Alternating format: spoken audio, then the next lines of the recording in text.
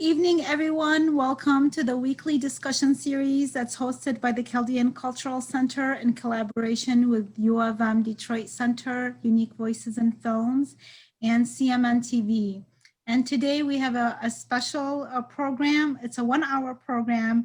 We have 4 beautiful women from Wisdom, Women's Interfaith Solutions for Dialogue and Outreach in Metro Detroit. Yes, I had to read that. I cannot. I'm glad. I met the founders years ago, a couple of the founders, Gail Katz and Trish Harris, and we just connected and I became a member, and I am so happy that these women are here today. They are going to be each speaking about their backgrounds and introducing us to a new culture and different faiths. And at this point, Paula Drewek, am I saying it right, Paula? She's going to introduce this forum, which they have regularly. And they were supposed to actually have it at the Chaldean Cultural Center, but due to COVID, we are having it online. Thank you, ladies. Go ahead, Paula. Thank you very much, Wiam. Wisdom is very happy to partner with the Chaldean Cultural Center. We became a 501c3 in 2007, and I've been on the board since then. And this that you will see tonight with 4 instead of 5 is our signature program, 5 Women, 5 Journeys. And it is meant to develop relationships with the other. And that's part of the purpose of our Wisdom group. We try to educate the public and ourselves about our differences, and in the spirit of friendship and love and safety. We also do service projects in the community, and we are strictly Detroit focused at this point. We have a newsletter and a book to carry on our idea of friendship and faith, which is written by these 52 women. So this is available on Amazon if you need to look it up sometime. We have a format of 3 questions. Each respondent will have 3 minutes for each question. I will serve as moderator, telling you what the questions are, as well as a Baha'i respondent. So let us begin. We're going to start with, how has your childhood experience of faith influenced where you are now in your practice, your ideology, your thinking about your faith community? So we'll start with Sameena, please. Thank you so much, Paula, and it's an honor to be here with everyone today. I'm a Muslim, and I was born in Warren, Michigan, and I grew up in Sterling Heights. I would say my childhood was impacted by my faith in terms of a lot of sights and sounds and flavors, and just remembering my mom's kitchen and like the Eid celebration. She would make this huge pot of, milk. It's called sheer khorma. It was like a really sweet, with sticky dates floating at the top, and toasted almond nuts. And I remember getting, and she would spend the entire night, because you're supposed to wear brand new clothes, for the holiday in the morning, and we would go for prayers, and she would literally, because back then, we're talking, mid 70s, right? I'm dating myself here, but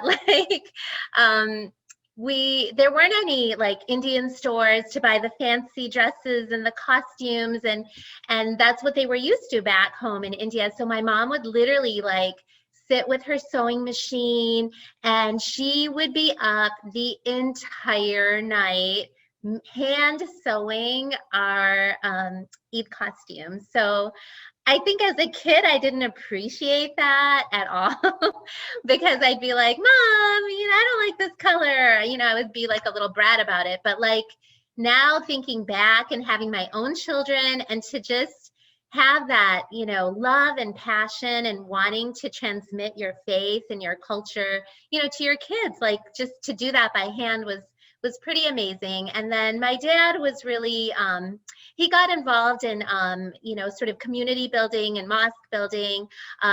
When we were about 5 or 6, I think they realized they were freaking out. They were like, how are we going to transmit this faith? There's no like place of worship. Like we used to meet in people's homes, and we used to just, you know, get together for dinners and things. And then slowly, you know, they acquired some property, and they would have all these serious meetings. You know, my mom would be like making tea and stuff, and she's like, shh, you guys go upstairs, they're having a board meeting. And so like my earliest memories are just, you know, a lot of community organizing, and I'm really proud of them. I feel like, you know, they came from so many different circumstances, and they came to this country with like basically nothing, and they just worked really hard, rolled up their sleeves, and they built this community that, you know, we've inherited. And I'm just, yeah, I'm really grateful, and I hope that we can even transmit a fraction of that to our kids to live that legacy. But yeah, that was my childhood and faith.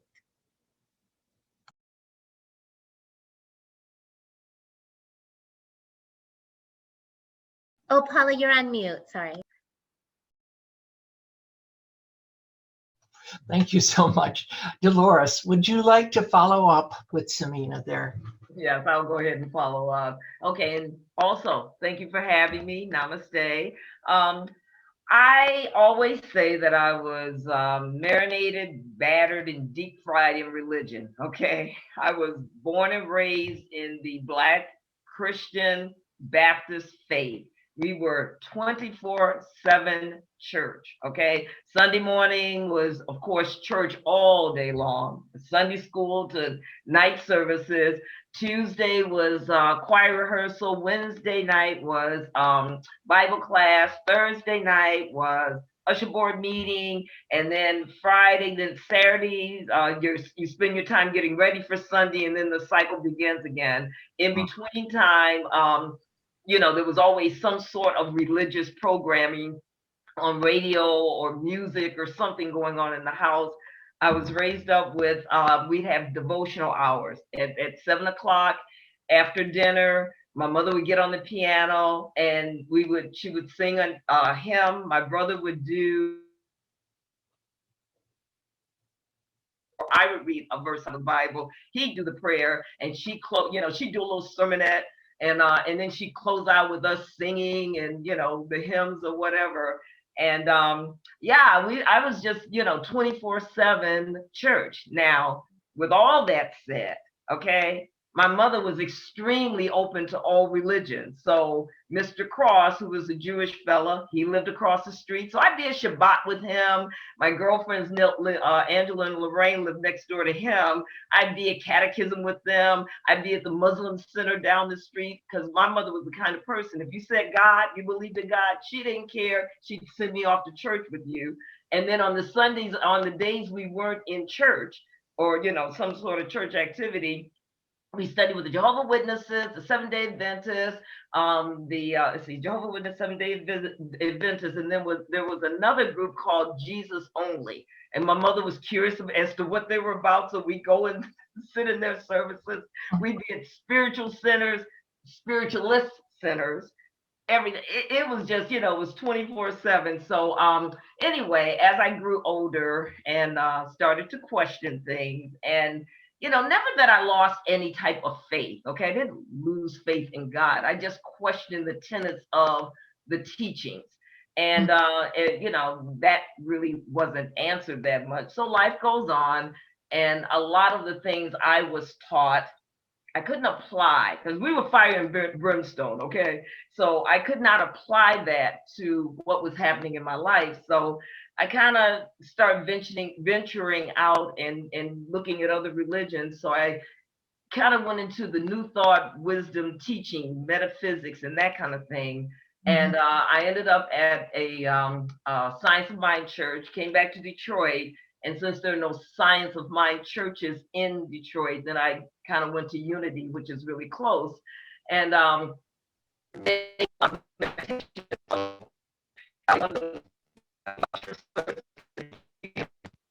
we went into a meditation, and meditation was just awesome, you know, and I didn't want to come out. And so Am I flowing okay? Because it looks like it says my, okay. So anyway, I didn't want to come out of the meditation. So that night I had a dream, okay? And it was a dream of Jesus walking with his arm around this little guy. And Jesus was slapping his knee and laughing and laughing. I'm thinking, who is Jesus talking to? And so Jesus kind of saw me over his shoulder and he started teasing me. So they started running and he laughed and just, and I'm thinking, Jesus, who are you talking to? And so I'm trying to catch up. And finally I caught him. I said, Jesus, who are you talking to? And he says, I want you to meet my friend Buddha. And it's like, oh. And I woke up and it's like, I'm supposed to go to a Buddhist temple. Been Buddhist ever since. So that's kind of like my experience. Yeah, yes. Thank you. Okay, well, I think we got the idea, even though you broke up a little during the. Did I break up? Yeah, it's telling me. Okay. But, Teri, you're next. Teri's Jewish. I forgot to announce the religions. Teri is Jewish, and she will explain something about her childhood and youth. Thank you, Paula. Thank you, William, and thank you to the Chaldean Cultural Center, which I have been to, and it is lovely. So I so appreciate being here. My childhood had some similarities to Sameena's as far as it being very food-based. Jewish people, we like to eat a lot, and any kind of event we have, any celebration at all, is food-based. Even when somebody passes away and we call it a shiva, it's like a wake, there's food. And in fact, I remember when my kids were little, they didn't know what a shiva was. They just knew that when we went, there was always good food. And one time my daughter walked in and screamed, I'm hungry, as we walked into the shiva. So, I mean, Jewish people, we have a lot of cultural traditions that do move around food. When I was growing up, my grandparents would always celebrate all the holidays with the whole family. And we would get together for meals, because again, food. We would play games. We'd spend the whole day. So it was really a nice way for all the kids to be together, for the siblings to be together, for us to spend time with our grandparents. My grandparents really enjoyed having family. My grandpa really was the patriarch of the family, and he really liked bringing the family together, and he really liked being around Judaism. Although they weren't real religious, like I said, socially they were religious. Now, I actually did go for formal education. My mom had not. I went to Hebrew school Tuesdays and Thursdays and Sundays, and I was bat mitzvah. So my brother was bar mitzvah. What that is that around age 12 or 13, you become a Jewish adult, and you actually go through a very formal religious service where you learn Hebrew, which is very close to Aramaic actually, and you have to learn to chant, and you have the Torah, which is basically the Old Testament, in front of you, written in Aramaic. And you have a pointer, because you're not supposed to touch it, because the oils from your hands could damage it. And you read it and you chant it and you memorize it pretty much. And then you also run the service. So it's really the first time that you're in front of your congregation and your friends and your family becoming, an adult.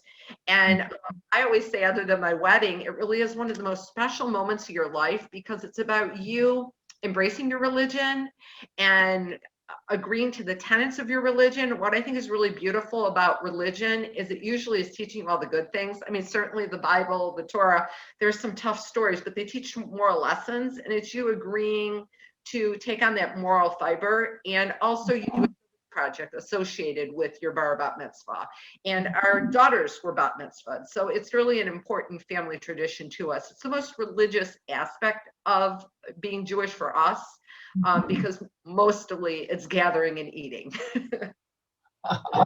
Well, I think we can all relate to that, Teri. And I had moments of recognition when Sameena was talking about the meetings in their home, and Dolores was mentioning learning songs with her mother playing the piano. I was raised in Kokomo, Indiana, in a mostly Baha'i family. My dad for a while was Christian, and so I had that dual upbringing, but frankly, we had no Muslims and very few Jews. And so it was a mostly Protestant community I was raised in, and I was steeped in that with going to church with friends and so forth. But I think the template for our growth and development really is established in those early childhood years. And my mother did that because she taught us the prayers that we recited every night before bedtime. And she sang songs with us at the piano. And so that led to then becoming finally ready to go to a Baha'i group, which we called Luhallan Baha'i School. It was near Flint, and I remember going there as early as age 9 or 10. And that was my real experience of Baha'i, because there were lots of Baha'is. We were one of very few Baha'i families in Kokomo, and there weren't really any kids my age. So this was great. But we had people who were from the East, because Baha'i began in Persia. And so we always had Persian immigrants in our collection, our groupings, and Blacks, of course. And so I was exposed to this as well as in our home, because of being one of very few Baha'i families in Kokomo. People would come and they would stay with us, and they would come and speak. And so religion was carried on in the home through prayers, songs, and of course at this Baha'i School and Conference Center, Luhallan. I think the original imprint for my Baha'iness was my great aunt Josephine. She was the first Baha'i, I think, from the 1920s or 30s. And she was a pioneer to both Cuba and Finland. She was of Finnish background. And so she planted this seed within my mother, who then, of course, carried it. And me and my siblings are all Baha'is. And frankly, it has been the anchor of my life. So I don't have the special foods that Sameena has, but we have lots of music. So I'd like to move on to our second question. Now, this has to do with the misunderstandings that you may have encountered. What do you think is the most misunderstood part of your religion? And what kinds of misunderstandings have you encountered, and how did you respond to those? So we're going to begin this with Teri this time. Thank you, Paula. Well, I think part of a lot of the misunderstandings that certainly the Jewish people have experienced in the United States and other countries, and I'm sure the Chaldean people experienced when they came as immigrants. You know, a lot of the customs that you have are unique and special. And I think that sometimes when you join a more homogeneous population and you're coming in with your own customs and beliefs, people can misunderstand that. Certainly some of the ceremonial type apparel that people wear, just like in the Muslim faith with the hijabs, within the Jewish faith for the very religious people, I mean, they look different.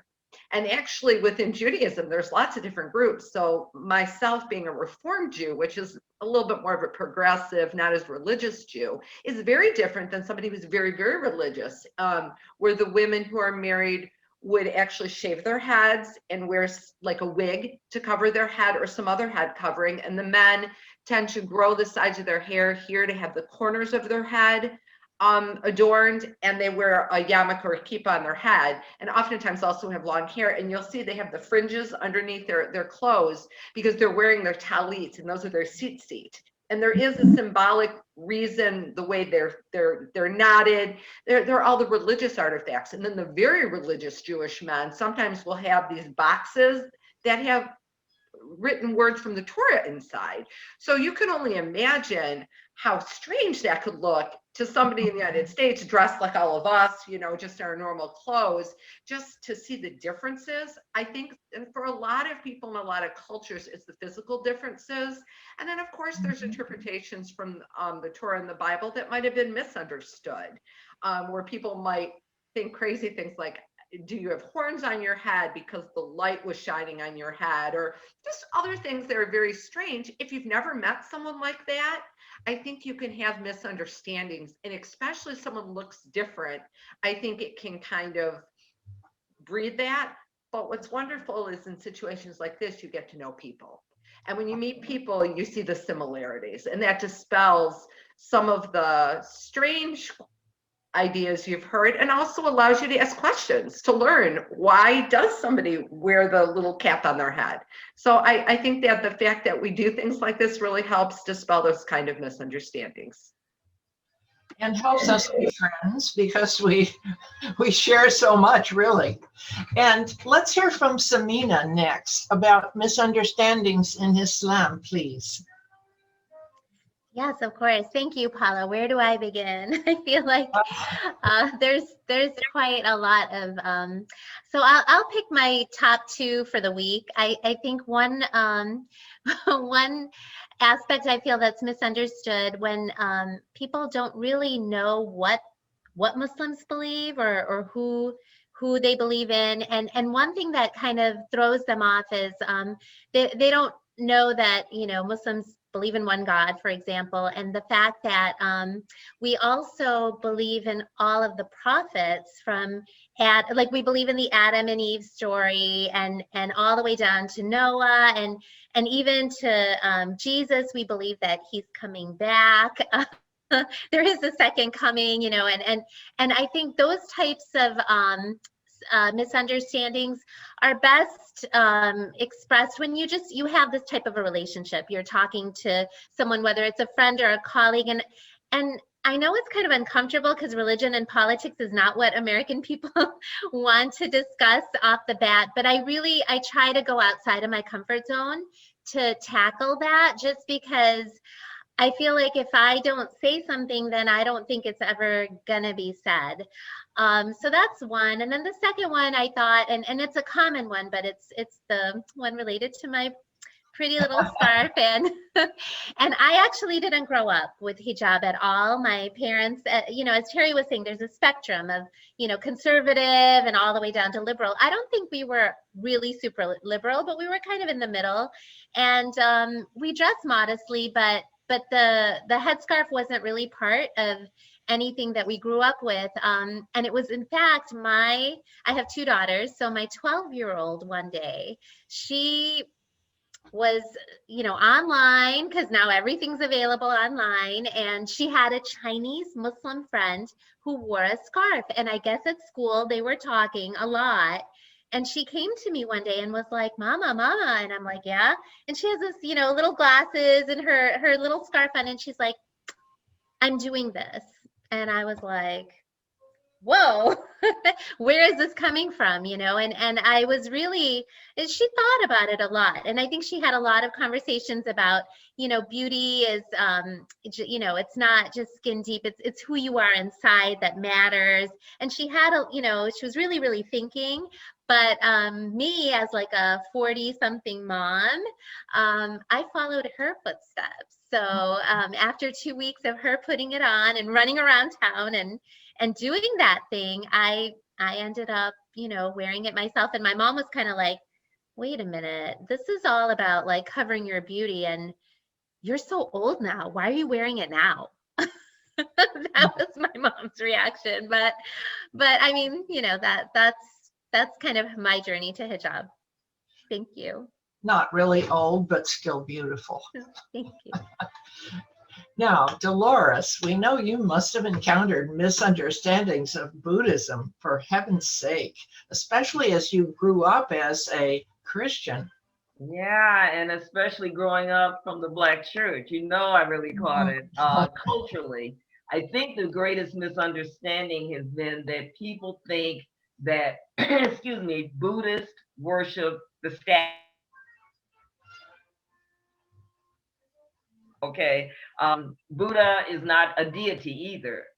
They talk about your Buddha nature. Buddha means enlightened one. Okay, so we always say everyone's a Buddha. You just have to, you know, reveal it or discover it. And I think I'll tell a really quick story of a guy, and I think I tell it in the book here, where I had a friend who was just bound and determined to go to the Buddhist temple with me and get everybody straight, okay, and let them know that there's no way but Jesus, all right? And so anyway, I told him, you know, to come, because I think, as with everyone, what you've said is that you don't really know until you participate, until you come. And so I said, well, come. And I said, and go through a service with us. I said, the statues, ignore them. I said, Catholic churches have statues and stuff. So ignore the statues. I view the statues as, somebody sitting with me and meditating, but, half the time I don't see them. So anyway, there is a chant. I don't like chanting. I don't, okay? But something when the Black Church, the series on the Black Church was on this past week, it dawned on me on something.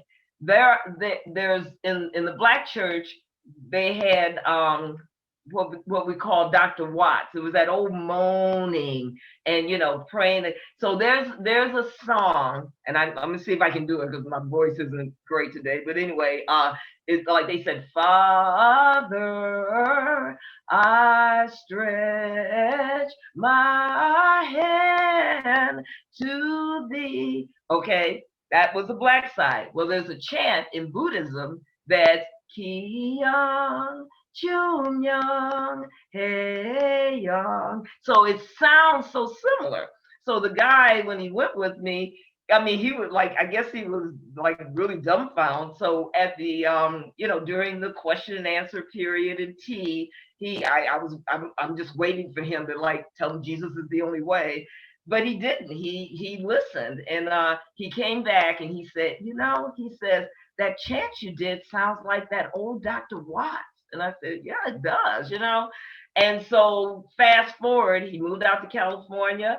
He goes to a New Thought church, and not Buddhism, but meditation is so much a part of his practice now. So I see the similarities more than the differences. And like Paula was saying, that Bahai was, her saving grace. Honestly, going inside, not dealing with what's out, but what's within, has helped me tremendously. So that's my journey. I think that's one reason we get along so well in wisdom. We have learned to look beyond the external to the beauty within each person. And dispelling misunderstandings, prejudices, and stereotypes is one of the key things that we do through this very program. I think in terms of the Baha'i faith, it isn't widely known in the West. It actually has its roots in Persia, in Iran, and we might say it's among the newest of the world religions.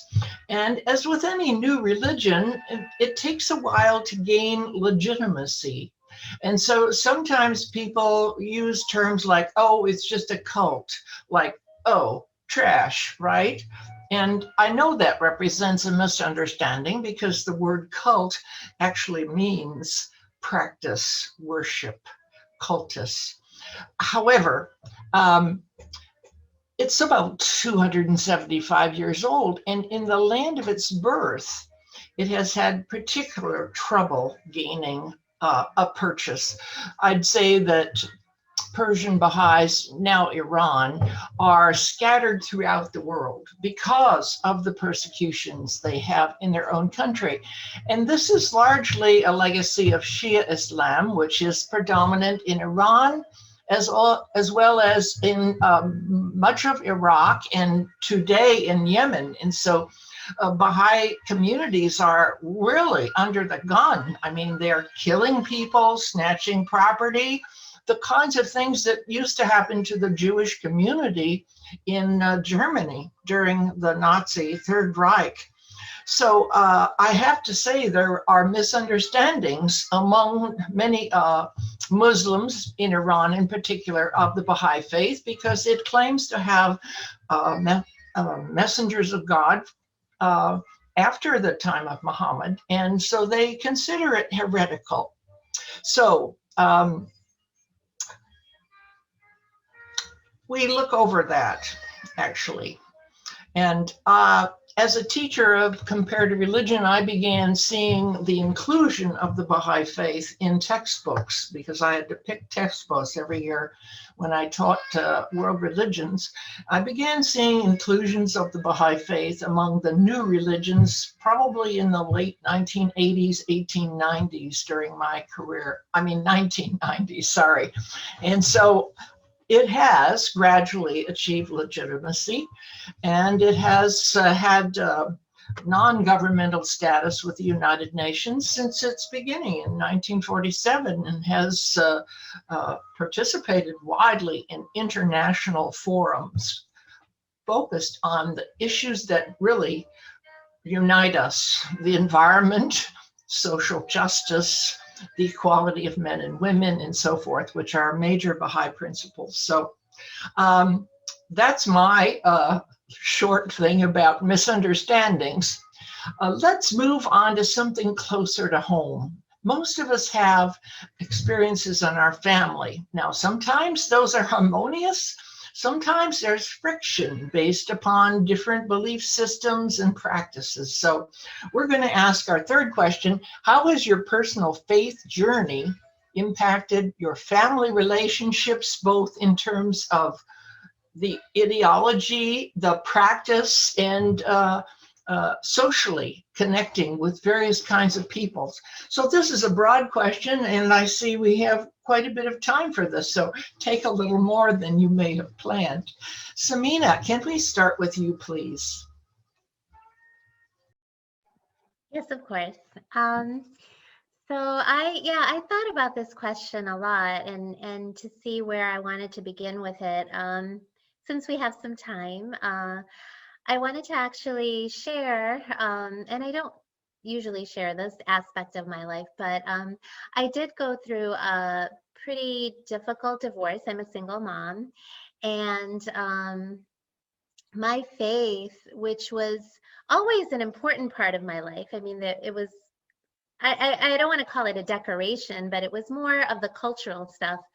And I think when I went through that really hard period, that dark time, I feel like I found my faith. That was the one constant, and the one thing that was stable, the one thing I mean, there were days that I just felt like I was holding on to a rope, and that was God. And I felt like that's what carried me through, and it helped, and I felt like I had to be strong because I had little kids, and I wanted to, be that rock for them.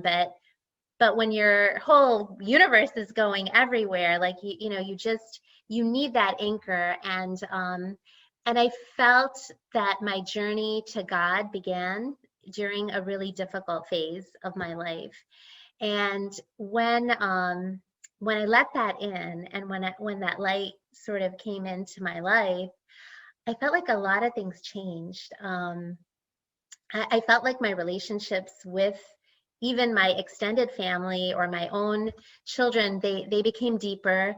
And I know that some of the teachings, all of your beautiful religions teach this. You're related by blood to people, but you also have a family of believers. And I felt like that also happened. I was living in Chicago. We actually had this kind of obscenely large basement, and someone had called me up one day and asked if they could use it for a gathering. It was a religious gathering, and I didn't know anything, and I said sure, and we let people in, and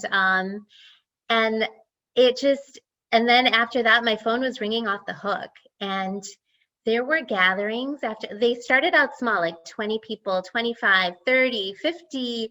They went up to like 100, and I kid you not, I brought a prop also. I have like this, I got, someone gifted this to me. It's like a incense burner where you burn wood, and the whole room, like it would just be this beautiful, fragrant, smoky place. And then people would come and they would just sing. And they would sing for like hours, like an hour, 2 hours. They would sing in Arabic. They would sing in Urdu or Persian or English. And they're just all singing about God and loving God. And I feel like that was just, it was a gift in my life. And it's just a beautiful period. And it came out of hardship. And I know another metaphor is, when you put a diamond, it comes out like a coal, right? Like it's usually like when you harvest it, and then it goes through like a lot of pressure and a lot of like struggle, and then you come out with this like lovely sparkling mineral. And I think that that's a metaphor for all of us. I think even what we're seeing in Dallas right now, I'm sorry to segue, but you're seeing a lot of ugliness and tragedy, but you're also seeing a lot of beauty, the way people are sharing and caring and just going out of their way to help each other. And so that's what I feel like the message is for humanity. Beautiful story, Sameena. I haven't heard you talk about this before. There's always new things to learn about your sisters in faith. Let's move to Dolores now and find out about your family background and how that has been interacting with your faith community then and now, of course. Yeah. With family and even the people in the church that at first did not understand, I think You're breaking up. Would you repeat what you just said? Of some sort Would about you what you just said? Understanding what Buddhism. Okay, I will. Okay, my better says my internet is unstable. I apologize. I so apologize. Okay, now. Okay, good. Okay, like I said, with the people that I was a part of, even in the church, and I'm still, I still associate former church members and so forth, and I'm everybody's church. So, but they're curious about Buddhism, and so I haven't really run into difficulty, and people have come.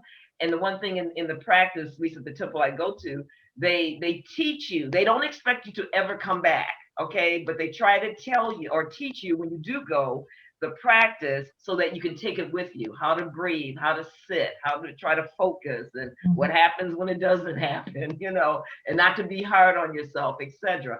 And I find now, as time goes on, and with all of our issues going on in the world, as Sameena mentioned, I see that people are wanting to slow down, and they're using that practice. Oddly enough, it's like I have people call, "Will you tell me how to meditate? I want to sit and meditate." So I will. I'll get on Zoom and like, okay, and then I show them, like I was telling you about the chant and the old Negro spiritual. Something I noticed and Sameena made. Am I breaking up? I'm breaking. Is it better? Okay.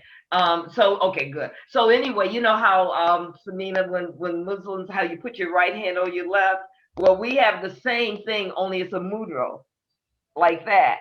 And then in the and then like with the Muslims, you know how you go down on your knees. We go right hand, left hand, forehead. Okay, Muslims do the same. And then only difference is we lift our hands, okay? And then left hand, right hand, we come back and we stand up, okay? But then you go back into that position. And so when you see the similarities, consequently, we see a lot of Muslims in our place. We see a lot of Jewish people in our place. We see a lot of Catholics. So people, even the Catholics relate to the statues, to the chanting. I know the Muslims relate to the bowing, the prostrations, and it feels so good. So I think when people come into the temple in the quiet and the serenity, I think that's what people come to. So I have really been able to, and we're not trying to convert anybody. We're not trying to change your mind about your beliefs. We try to give you something that you can take and add to your practice. So that's the other side. So actually, it's been pretty good. Wonderful. Thank you, Dolores. Let's move to Teri and find out, because I know Judaism is very much a religion of the home. So tell us how that has played into your life, please. Sure. Yeah. As I said, with Jewish culture in particular, a lot of it is based with gatherings, mainly in the kitchen. We're always in the kitchen making fried potato pancakes, or like I said, celebrating or grieving together. And when my great-grandparents came over from Russia and Poland, you know, they didn't speak English, and they were very, very religious. Like I said, more of that immigrant status, where they're coming to a new world, very tight in their traditions, very tight in their communities. Over the years and through our generations as a family, we've expanded. And so we've adapted to the American culture, and we've also recognized that people a lot of times might not choose to be as religious. So in my family, when my mom and her sisters were growing up, they did keep a kosher home. So they did not mix the milk and the meat. So they had different plates. And they had some of the other customs where foods they didn't eat. When my great-grandparents passed away, my mom's parents, my grandparents, decided that wasn't really for them. You know, they were Americans, and though they liked being Jewish, they were more socially Jewish. So growing up in that household, they really weren't that religion. When I was going to school, my parents decided to put me in a conservative education, so I was right down the middle, so that I could decide, do I want to get more religious? Do I want to get less religious? My husband and I chose to do the same thing for our children. So as I mentioned, we've all been through the ritual rites of being bar mitzvahed. So in my family, you know, obviously I was bat mitzvahed and my husband was bar mitzvahed and our kids were bat mitzvahed. My husband and I had the same bar bat mitzvah date, the same day, the same year, which is very unusual. I mean, think about an event in your life that happens once, the coincidence. We call it being beshared, being meant to be. So we feel that there was like a religious connection for us to get married because of that and other reasons.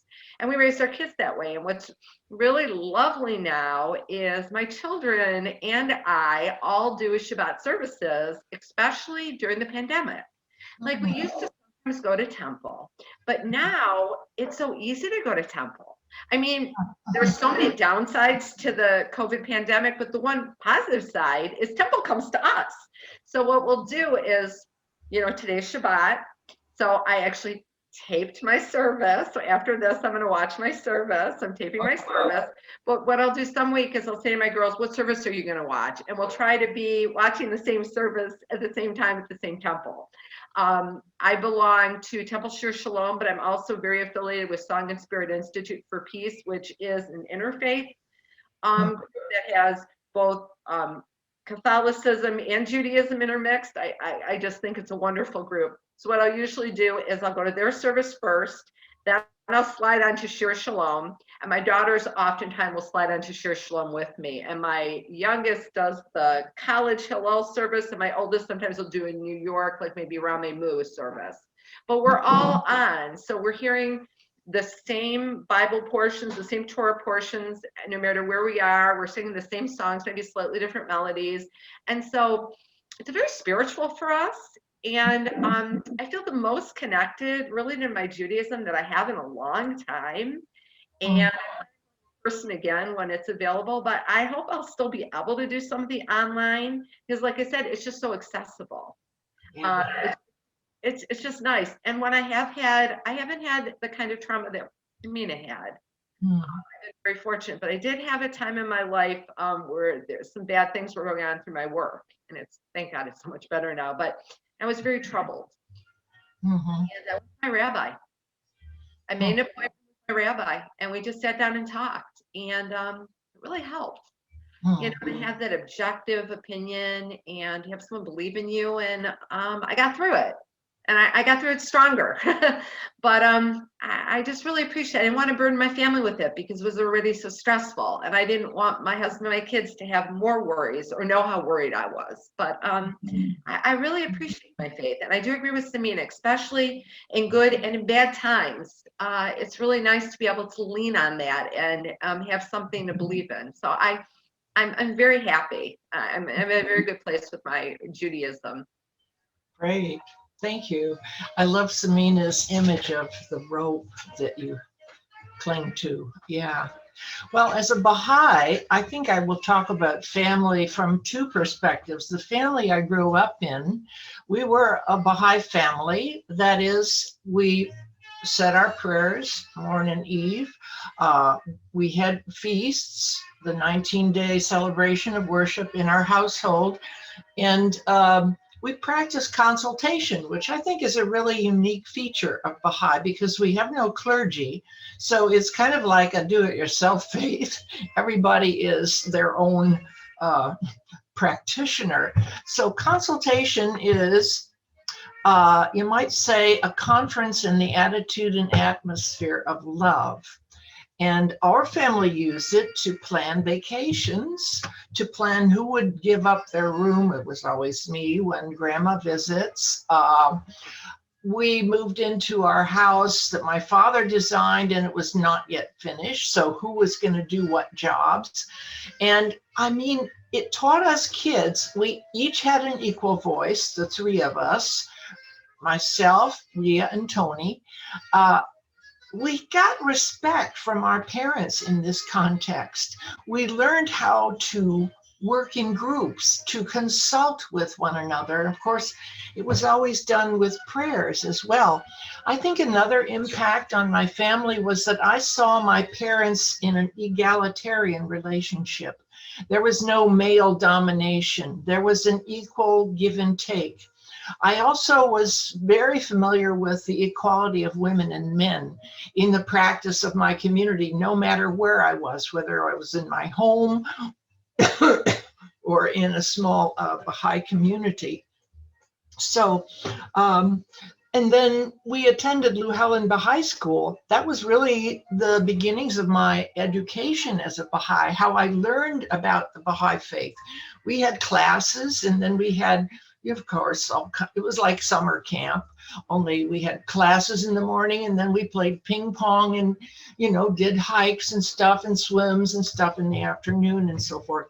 So that was really my training. I did that for 5 years straight from age 10 through 15. So by the time I got to be 15, which is the year of maturity for Baha'is, I thought, I want to be a Baha'i. And so I signed my declaration card and I was received in my Baha'i community of Kokomo, Indiana. And then I knew who I was. It gave me a strong sense of identity. I think that's so important for young people growing up. And then as a married, I got married at 20 and my husband wasn't a Baha'i, but I realized how important religion was to my life. So I began practicing some Lutheranism with him. And I had to walk a kind of tightrope here. How much engagement with Baha'i do I afford myself? Because of course I wanted to do as much as I could, but I didn't want to alienate him. And this became problematic in later years and we divorced. We did not have that spiritual foundation, which Baha'is are taught is really the basis of marriage. We had received the Baha'i ceremony and, you know, each set of parents agreed that we could marry. Those were two things you had to do. So that was unfortunate, but I realized, just similar to Sameena, after that crisis, my faith and my faith community really held me together. It was like an anchor, it really was. So that's just some of my Baha'i experience. Are we nearing the end of our time period here? You know, we haven't talked about beliefs at all. Would you notice that, folks? We've been talking about how our faiths are lived. Could you just detail a couple basic beliefs? And this is the area from teaching religions, I know this, where people sometimes get at odds. For the Baha'is, it's the oneness of God, the oneness of religion. We see religion as constantly unfolding in human history, and the oneness of humanity, which I'm glad through COVID we're realizing really well. So, Sameena, do you have a couple just things you could share with basic ideas of this family? I think same, just like Baha'is, we believe in one God. We do believe, I mentioned the prophets, and then the seal of the prophet being the Prophet Muhammad as the last messenger of God. And then really the belief in the afterlife. After you die, there is an accounting, heaven and hell, and that really, I think, helps to explain why bad things happen to good people and human suffering, because it's not over here. Like, there's gonna be this ultimate justice and hopefully mercy from God, and everything is gonna get sorted out. So it's that, I think those are like the main core tenets. Yeah. Dolores. Okay. I think in Buddhism, and you have sects of Buddhism, and they believe various things, but I'm Mahayana sect, and Zen is we're commonly known. So there's no real dogma, but there is the focus is the here and now. We say you just have this breath. The next breath isn't promised to you. I only have this moment, and there is a forever now occurring. So what I do in this moment affects the very next. So if I just focus and clean up this moment, then I will have corrected the past and the present. So we focus on the now. And I've had three Dharma names. My first one was Kamita. My second one was, and that means wise moment. Second Dharma name was Hagwan, and that meant carrying the crown of wisdom. And my current Dharma name is Shiwal, means new moon mind. I love the moon. I don't know how the monks figure that out, but it's about doing good on the planet. And just I mean, if I do good to you, there's nothing I can do to you or anybody on this planet that does not affect me. So we're one. So again, the oneness of all humanity, the oneness of all things, all sentient beings are one. The earth is one, the heavens are one. And if we start moving in that, and I think that's the lesson of COVID. I think that's the lesson of the universe or the weather acting the way it is because it's forcing us to be together. It's forcing us to show our love. And like Sameena was saying, look at the beauty actually that's coming out of this. So it's about living your faith now, and they don't worry as much about the hereafter. It's like if you do it now, the hereafter is taken care of. Care of itself. Yeah, that's it. Okay, we have a little time left. Teri, please. Okay, sure. Thank you. So a similarity between what Dolores just said with Judaism is we have something called Tikkun Olam, and that's called repairing the world. And we have a belief that it is our job to repair the world, not just environmentally, which is, of course, very important, especially now, but to help others, to heal, to do community service, to help the other is our obligation, not a choice. It's actually in our doctrine. And what's very interesting, if you look at the Abrahamic religions, so you basically have Judaism, which is the Torah or the Old Testament. Then you have the New Testament, the Bible. Then you have the Quran, or the Latter-day Saints have the Book of Mormon. So if you look at those different groups within the Abrahamic religions, they all start with the same base. So we all should have a lot in common and get along because we all start with the same religion. We believe in the same things. And then what's nice about the other religions, although I'm very happy with my own religion, is they add on good kindnesses. Like I've learned more about Islam, not to talk about your religion, Sameena, but it's a religion of peace. And it's such a beautiful religion.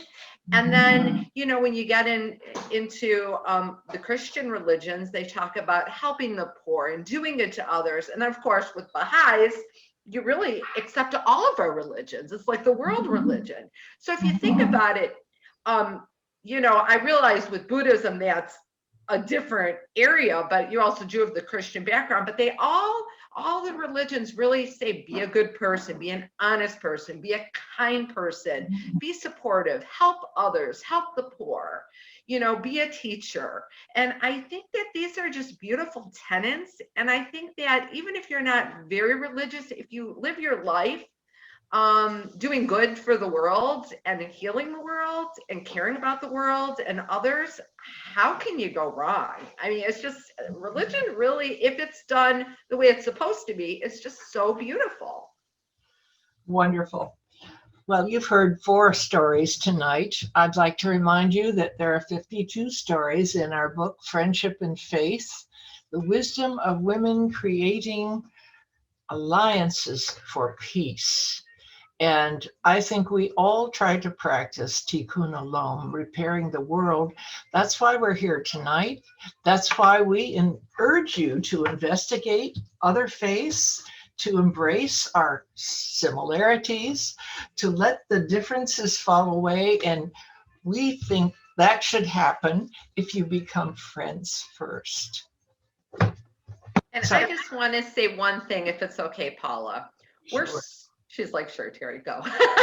We're so honored to be invited by the Chaldean Cultural Center. And, you know, West Bloomfield, where some of us live, but I know where you're located over in Shenandoah, has luckily such wonderful diversity. And I know within the Jewish community and the Chaldean community, we share so many services, ideas, even newspapers print together.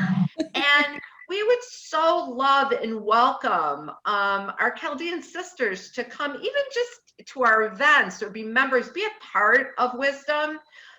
You know, we would just feel that you would bring such a beautiful richness to our organization. And I just would like to say, anyone who's watching us and thinking like, I like that, reach out to us. We would love to get to know you better and invite you to be a part of all the wonderful fun we do. And we do so many different things. Sameena's our programming guru, and she does so many community service programs. And we really try to reach out to each other and be sisters to each other and really do good work together. So it's a beautiful group of friends doing good and, you know, making room for peace. And we hope that you'll consider joining us. Thank you, Teri. That's Teri is our current president. as a member of Wisdom, I can say that you guys have so totally embraced me. And each time that I've gathered in any of our outings or at your house, it's been really such a sacred and beautiful experience. And I have felt a sisterhood with you guys. And so everything that Teri just said is really true. I even always feel like I wish there was more opportunities for us to connect. And I really appreciate that you've taken the time to come and share your beautiful stories. Every one of you, each time that you're sharing a story, I felt like, yes, Teri, we also speak Aramaic and we love food and live in the kitchen. Yes, Sameena, that immigration experience and hushing everybody so we can get work done in the kitchen. Yes, Dolores, Geshe Michael Roach, I've been following him for a long time, a Buddhist. So I'm a Christian and I learned so much from Buddhism. And Paula, before I met you, I didn't know anything about the Baha'i religion. So I am so happy that you taught me something new. So I'm just like, this is so exciting. I mean, we can all relate and we can all learn. So thank you guys so much for this opportunity. And I really do hope that once everything goes back to normal, that you can visit us at the Chaldean Cultural Center. Thank you. God bless. Thank you, for inviting us. We enjoyed each other and yourself. Thank you, guys. You have Thank a wonderful you. night, everybody. Thank you You for too. watching, everyone. Bye-bye. Have a good night.